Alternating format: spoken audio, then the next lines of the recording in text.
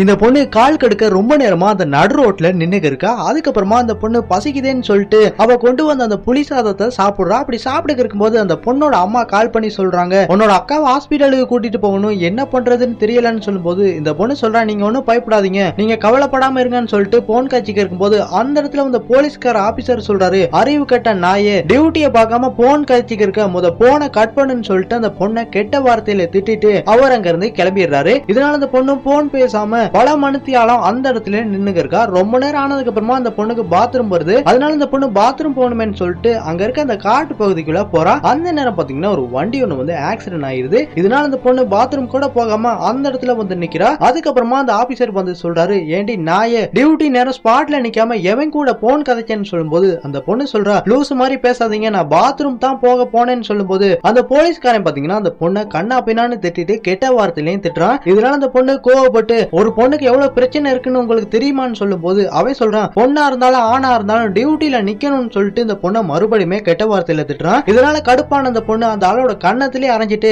நீ எல்லாம் ஒரு மனுஷனாடா, உன்னால என்ன பண்ண முடியுமோ பண்ணிக்கன்னு சொல்லிட்டு இந்த பொண்ணு வீட்டுல வந்து ரொம்பவே சோகமா இருக்கா. அப்ப வீட்டுல வந்து அந்த போலீஸ்கார லேடி சொல்றாங்க, ஒரு போலீஸ் ஆபீசரை கை நீட்டி அடிச்சிருக்க, உன்னை சஸ்பெண்ட் பண்ணிட்டாங்கன்னு சொல்லிட்டு அந்த அம்மா சொல்றாங்க, ஒழுங்கா வந்து அந்த போலீஸ் ஆபீசர்கிட்ட மன்னிப்பு கேட்டு வேலைக்கு சேருன்னு. இதனால இந்த பொண்ணு இப்படியாப்பட்ட கேவலமான போலீஸ் வேலையை எனக்கு வேணான்னு சொல்லிட்டு, இந்த வேலையை எனக்கு வேணான்னு சொல்லிட்டு ஒரு கடிதத்தை எழுதுறா. அப்ப அந்த நேரம் இந்த பொண்ணோட அம்மா கால் பண்ணி சொல்றாங்க, நடக்க கூடாதுன்னு நடந்து போயிடுச்சு, உன்னோட அக்காவுக்கு ஆபரேஷன் பண்ணணும்னு சொல்றாங்க, அதனால எப்படியாவது இந்த மாசம் மொத்த பணத்தையும் அனுப்பிடுன்னு சொல்றாங்க. இது கேட்டோன்னு அந்த பொண்ணு மனசு உடைஞ்சு போயிடுறா. அதுக்கப்புறம் வேற வழியே இல்லாதனால அந்த லெட்டரை கசக்கி அவளோட ஷூவை பாலிஷ் பண்ணிட்டு மறுபடியுமே இந்த போலீஸ் வேலைக்கு போறா. சோ ஃப்ரெண்ட்ஸ், இந்த வீடியோ பத்தி நீங்க என்ன நினைக்கிறீங்கிறத கமெண்ட் பாக்ஸ்ல ஒரு கமெண்ட் பண்ணிருங்க.